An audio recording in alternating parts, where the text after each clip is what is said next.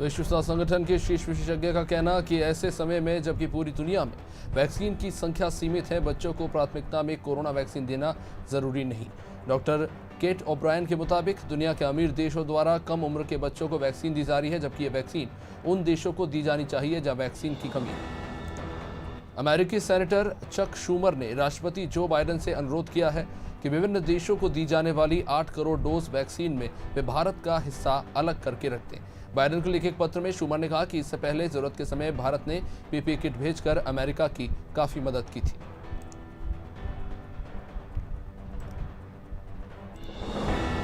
चीन के तियानमेन चौक पर 32 साल पहले हुए नरसंहार की बरसी पर हांगकांग में लोकतंत्र समर्थकों के प्रदर्शन को लेकर जबरदस्त तनाव मचा हुआ है। पुलिस ने लोकतंत्र समर्थक 30 वर्षीय चाउ हैंग तुंग को सुबह गिरफ्तार किया और इसके अलावा कई अन्य नेताओं की भी गिरफ्तारी हुई है।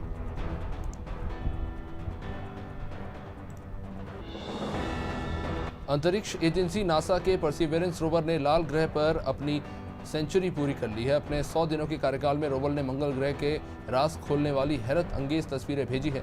रोवर को मंगल ग्रह की सतह पर उतरे हुए 100 दिन हो चुके हैं।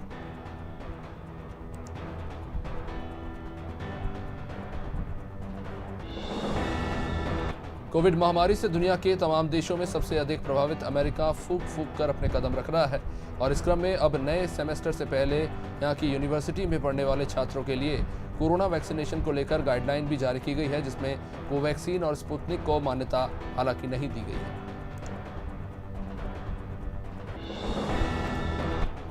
अंतर्राष्ट्रीय रासायनिक हथियारों के वॉचडॉग के प्रमुख संयुक्त राष्ट्र सुरक्षा परिषद को बताया है कि विशेषज्ञों ने सीरिया के खिलाफ लगाए गए 77 आरोपों की पड़ताल की है और इसमें से 17 मामले सामने आए हैं, जिसमें सीरिया द्वारा रासायनिक हथियारों के इस्तेमाल की बात सामने आई है।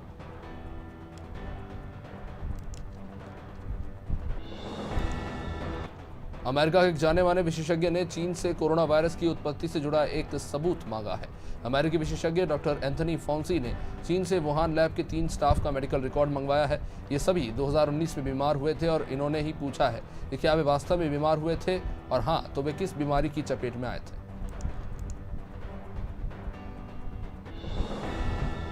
देश में कोरोना के मामलों की जानकारी देते हुए केंद्रीय स्वास्थ्य मंत्रालय के संयुक्त सचिव लव अग्रवाल ने बताया कि पिछले 24 घंटे में कोरोना के करीब 1,32,000 नए मामले सामने आए हैं। पिछले 8 दिनों से कोरोना मामलों में लगातार गिरावट देखने को मिल रही है। कोरोना के मामलों में 68% की कमी आई है।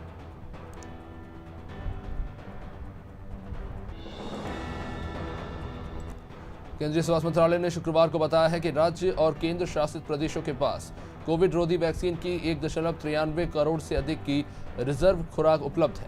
केंद्र सरकार की ओर से अब तक राज्य और केंद्र शासित प्रदेशों को निःशुल्क कोविड वैक्सीन की 24 करोड़ से भी अधिक खुराक मुहैया कराई गई है। कोरोना महामारी की दूसरी लहर में ऑक्सीजन कॉन्सेंट्रेटर की बढ़ती मांग के चलते इसकी कीमतों में भी इजाफा हुआ है। इसी को देखते हुए सरकार ने अब सख्ती दिखाई है। ट्रेड मार्जिन की सीमा तय करते हुए कीमतों को 3 दिन के अंदर कम करने के आदेश दिए गए।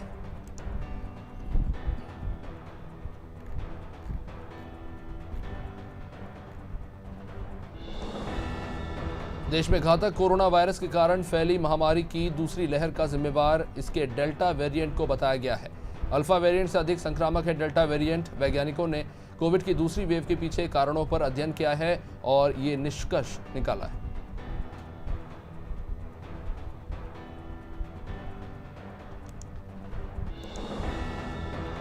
भारत में 2 से लेकर 18 साल के बच्चों पर कोवैक्सीन के ट्रायल जारी हैं। इस बीच बच्चों के लिए एक और वैक्सीन जल्द मिलने की उम्मीद है। AIIMS director doctor Randeep Guleria ने कहा है कि अमेरिकी कंपनी फाइजर की वैक्सीन भी बच्चों को लगाई जा सकेगी।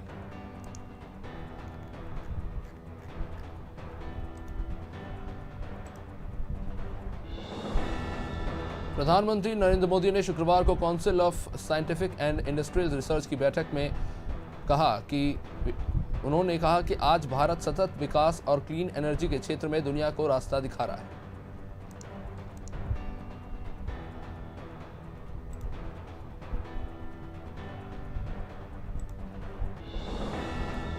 राजस्थान में शुक्रवार से वीकेंड कर्फ्यू शुरू हो चुका है। राजधानी जयपुर से लेकर हर जिले में मंगलवार सुबह 5 बजे तक जरूरी चीजों को छोड़कर सब कुछ बंद रहेगा। अब 3 दिन तक सभी बाजार बंद रहेंगे। वीकेंड कर्फ्यू के दौरान पेट्रोल पंप, मेडिकल स्टोर्स और दूध डेयरी की दुकानें के साथ साथ फल सब्जी के ठेलों को छोड़कर सब कुछ बंद रखा जाएगा। राजस्थान कांग्रेस के अध्यक्ष गोविंद सिंह डोटासरा और यूडीएच मंत्री शांति धारीवाल के बीच में पिछले दिनों कैबिनेट की बैठक में जिस मुद्दे को लेकर भिड़ंत हुई वो आज भी बरकरार है। धारीवाल ने डोटासरा के आदेश मानने से साफ इनकार कर दिया है।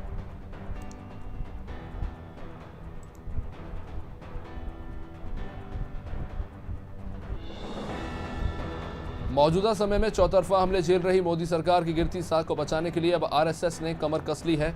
संघ के 10 बड़े पदाधिकारी शनिवार को दिल्ली में आयोजित एक बैठक में शामिल होंगे। इसमें बीजेपी के सीनियर नेताओं के शामिल होने के भी कयास लगाए जा रहे हैं।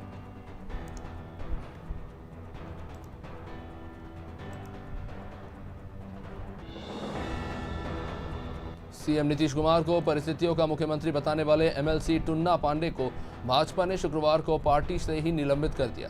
पार्टी का कहना है कि कारण बताओ नोटिस जारी होने के बावजूद भी बयान देकर उन्होंने पार्टी नियमों का उल्लंघन किया है, इसलिए उन्हें निलंबित किया गया है।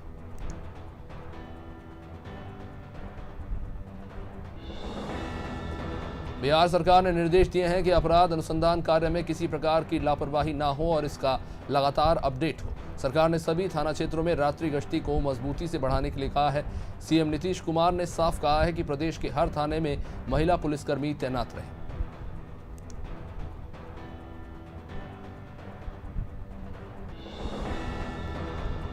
चार जून को पेट्रोल डीजल के दाम एक बार फिर से बढ़ गए हैं। तेल कंपनियों ने राजधानी दिल्ली में प्रति लीटर पेट्रोल 27 पैसे और डीजल 28 पैसे महंगा कर दिया है। इसके बाद अब दिल्ली में पेट्रोल 94.76 रुपये पर और डीजल पे 86.66 रुपये के भाव पर पहुंच गया है। मई में दिल्ली में प्रति लीटर पेट्रोल के दाम 3.83 रुपये और डीजल 4.42 रुपये महंगे हुए। लूडो को कौशल नहीं किस्मत का खेल घोषित की जाने की मांग हुई है। बॉम्बे हाई कोर्ट में इसको लेकर याचिका दायर की गई है। याचिका महाराष्ट्र नवनिर्माण सेना के पदाधिकारी केशव मुले की ओर से दायर हुई है। इसमें दावा किया गया है कि लूडो सुप्रीम ऐप पर लोग पैसे दांव पर लगाकर खेल रहे हैं, जो कि गैम्बलिंग प्रतिबंधक कानून की धारा 3, 4 और 5 के तहत आता है। मध्य प्रदेश हाई कोर्ट ने जूनियर डॉक्टरों को 24 घंटे के भीतर काम पर लौटने के निर्देश दिए हैं। जूनियर डॉक्टर काम पर नहीं लौटे हैं। उन्होंने अपने अपने मेडिकल कॉलेजों के डीन को गुरुवार शाम को सामूहिक इस्तीफा सौंप दिया है। जूनियर डॉक्टरों का यह कहना है कि सरकार उनके खिलाफ वादा खिलाफी कर रही है।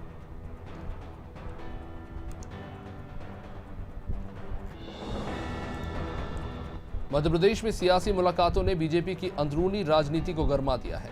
शुक्रवार को बीजेपी अध्यक्ष वी डी शर्मा ने गृह मंत्री नरोत्तम मिश्रा से उनके आवास पर मुलाकात की।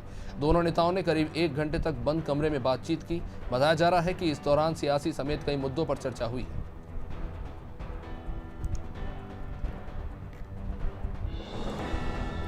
कांग्रेस के पूर्व सांसद सुरेश पचौरी, विधायक पीसी शर्मा सहित कांग्रेस के वरिष्ठ नेताओं ने राजभवन पहुंचकर राज्यपाल को ज्ञापन सौंपा है। कांग्रेस ने राज्यपाल से मुफ्त वैक्सीनेशन की मांग की है। पूर्व सांसद पचौरी ने कहा कि देश में हर दिन 1 करोड़ लोगों को फ्री वैक्सीन लगवाई जाए।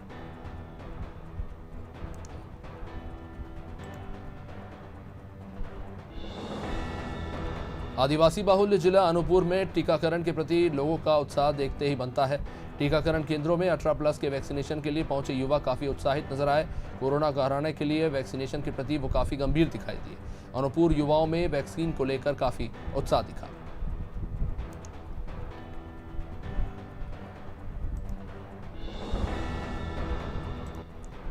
बरसिंहपुर के करछोकर हलके में हो रहे गौशाला निर्माण में सिविल न्यायालय ने रोक लगा दी है। खंडूरा गांव के किसानों ने न्यायालय में याचिका दायर करते हुए बताया था कि बीरसिंहपुर प्रभारी तहसीलदार ने उनकी निजी भूमि पर शासकीय गौशाला का निर्माण करवा रहा है, जिसको देखते हुए निर्माण कार्य पर रोक लगा दी गई। तेंदुखेड़ा में दहेज की मांग को लेकर ससुराल पक्ष द्वारा विवाहिता को प्रताड़ित करने का मामला सामने आया है। बताया जा रहा है कि ससुराल पक्ष के लोगों ने विवाहिता के परिजनों से दहेज की मांग की। मांग पूरी नहीं होने पर उन्होंने विवाहिता के साथ मारपीट करते हुए उसे आग के हवाले कर दिया, जिससे महिला बुरी तरह से झुलस गई।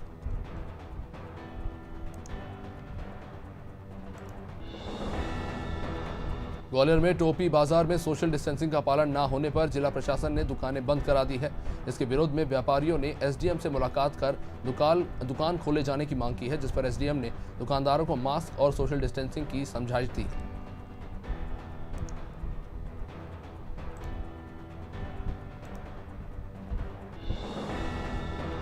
दमोह जिले के पटेरा में जैसे जैसे समय व्यतीत हो रहा है वैसे वैसे वैक्सीन को लेकर लोगों में व्याप्त भ्रांतियां भी कम होती जा रही हैं और लोग वैक्सीन लगवाने के लिए काफ़ी संख्या में आ रहे हैं। मंगल भवन में स्वास्थ्य विभाग की टीम ने वैक्सीनेशन शुरू किया है और काफ़ी संख्या में लोग वैक्सीन के लिए पहुंच रहे हैं।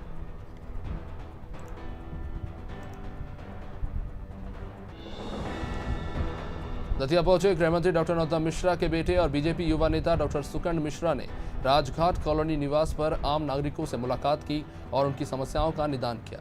लोगों की समस्या सुनने के बाद सुकंड मिश्रा जिला अस्पताल भी पहुंचे, जहां उन्होंने इलाज के लिए आए मरीजों और अटेंडर्स को भोजन के पैकेट भी बांटे।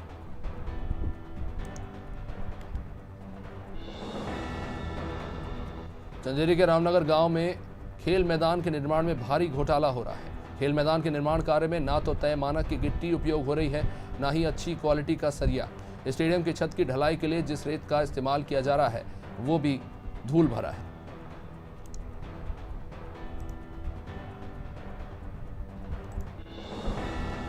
सतना जिले के बीरसिंहपुर नगर परिषद सभागार में एसडीएम पीएस त्रिपाठी की अध्यक्षता में आपदा प्रबंधन की बैठक हुई, जिसमें दुकान खोलने और बंद करने को लेकर चर्चा की गई है। एसडीएम ने बताया कि बाजार सुबह 6 बजे और दोपहर 2 बजे तक खोला जाएगा। इस दौरान लोगों को मास्क और सोशल डिस्टेंसिंग का पालन करना होगा।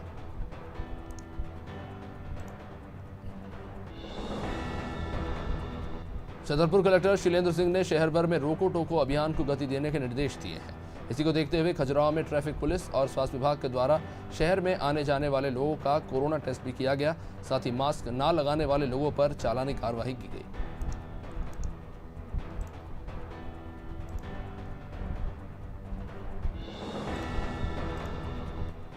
ग्वालियर में शिवम ज्वेलर्स के साथ धोखाधड़ी का मामला सामने आया है। आरोपी ने व्यापारी को नकली हार थमाकर सोने की बनी 1 लाख की अंगूठी चंपत कर दी। ज्वेलर्स ने बताया कि आरोपी ने पहले तो उसके पेतरक गांव का हवाला देकर ठगी की और बाद में रफूचक्कर हो गया।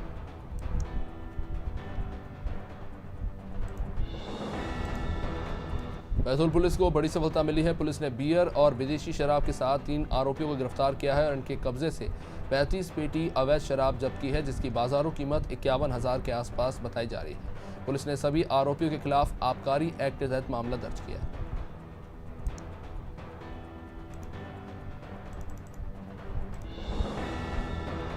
हरदा पुलिस को बड़ी सफलता मिली है। पुलिस ने खेत में मिली गोविंद सिंह की लाश की गुत्थी को सुलझा लिया है। पुलिस ने बताया कि अवैध संबंधों के शक में हत्या की गई थी। रामनिवास उइके ने इस घटना को अंजाम दिया था, जिसे पुलिस ने गिरफ्तार कर लिया।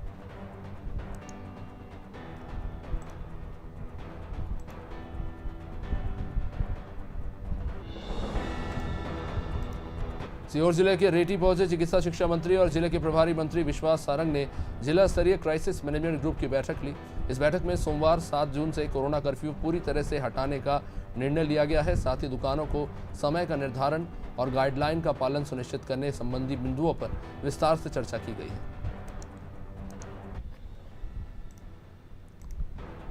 ग्वालियर में महिला साइंटिस्ट की सतर्कता और साहस के आगे लुटेरे नहीं टिक पाए। सोने की चेन छीनने आए 2 बाइक सवार बदमाशों से महिला अकेले ही भिड़ गई। गले पर झपट्टा मारते ही सतर्कता दिखाते हुए बदमाश का महिला ने हाथ पकड़ लिया। पकड़े जाने के डर से बदमाश बाइक से भाग निकले।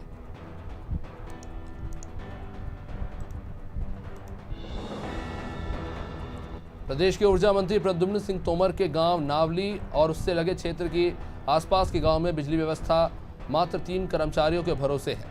क्षेत्र के विद्युत वितरण के वितरण केंद्र थरा में कनिष्ठ यंत्री तक नहीं है। इनके गांव में जाने वाला फीडर भी कृषि फीडर से अलग नहीं किया गया है, जिससे लोगों को काफी दिक्कतें हो रही हैं।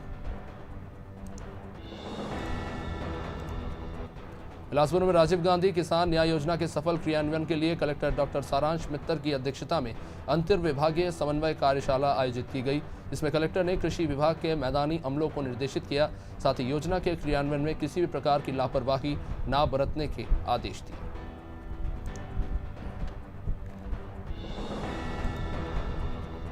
कोरोना संक्रमण को रोकने के लिए जगदलपुर में प्रशासन सख्त हो गया है। शाम 6 बजे के बाद संपूर्ण लॉकडाउन कर दिया जाता है और इसी दौरान शराब के नशे में एक ट्रक चालक शहर में घुस आया। इसे रोकने की कोशिश तो की गई, लेकिन उसने पुलिस पर ही गाड़ी चढ़ाने की कोशिश की। इसे बाद में पुलिस ने घेराबंदी करके गिरफ्तार कर लिया।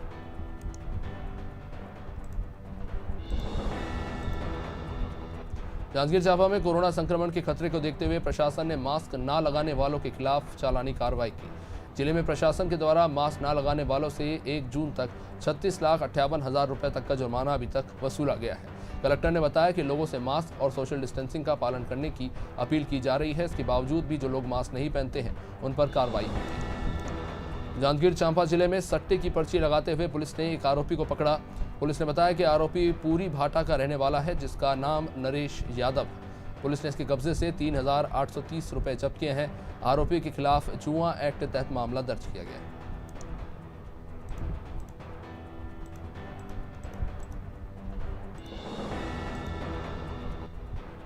कबीरधाम में एक घर में अचानक से सांप के घुस जाने की वजह से इलाके में दहशत फैल गई है। मौके पर पहुंची डायल 112 की टीम ने रेस्क्यू करके बड़ी मशक्कत के बाद सांप को घर से बाहर निकाला और उसे पास ही के घने जंगल में छोड़ दिया।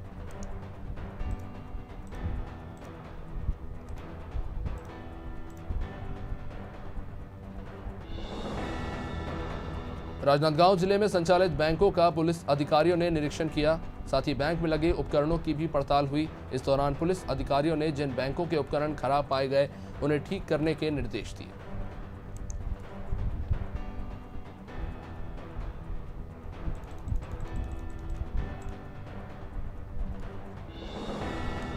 छत्तीसगढ़ में घटते कोरोना संक्रमण की वजह से अब शराब दुकानें पूरी तरह से अनलॉक करने का फैसला लिया गया है। आबकारी विभाग की तरफ से जारी ऑर्डर के बाद अब शुक्रवार की सुबह से विदेशी शराब की दुकानें पूरी तरह से खोल दी गई हैं। काउंटर पर जाकर लोग अब सीधे बोतल खरीद सकते हैं।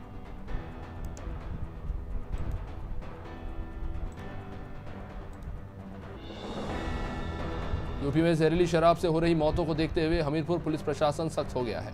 आबकारी विभाग ने मझगवां के रहने वाले 2 आरोपियों को अवैध शराब के साथ गिरफ्तार करके जेल भेज दिया है। बताया गया है कि अवैध शराब के ठिकानों पर लगातार कार्रवाई जारी है।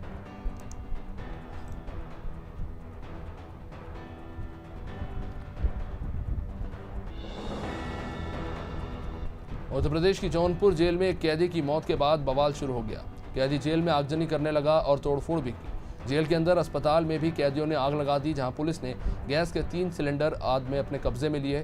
सूचना पाने के बाद फायर ब्रिगेड की 2 गाड़ियां भी मौके पर पहुंची थी।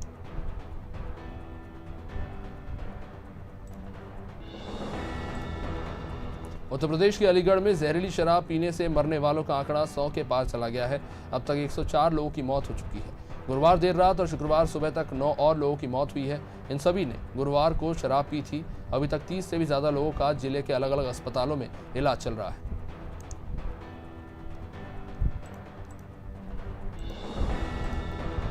पिछले महीने हैदराबाद से अरेस्ट हुई सिद्धार्थ पिठानी एनसीबी की हिरासत में है। इस बार यह हिरासत 14 दिन और बढ़ा दी गई है। रिपोर्ट के मुताबिक सिद्धार्थ को ड्रग्स केस में पूछताछ के लिए कस्टडी में लिया गया था। आपको बता दें कि पिछले दिनों सिद्धार्थ ने पूछताछ के दौरान सुशांत के हाउस मैनेजर सैमुअल मिरांडा का नाम लिया था। अभिनेत्री मीरा चोपड़ा के बाद वैक्सीन के लिए फेक आईडी बनाने का आरोप भाभी जी घर पे है कि सीरियल की अभिनेत्री अनीता भाभी का किरदार निभाने वाली सौम्या टंडन पर लगा है। ठाणे नगर निगम द्वारा आईडी कार्ड की जांच के दौरान इस बात का खुलासा हुआ। आरोप है कि एक्ट्रेस ने एक स्वास्थ्यकर्मी का आईडी कार्ड बनवाकर अपना टीकाकरण करवाया था।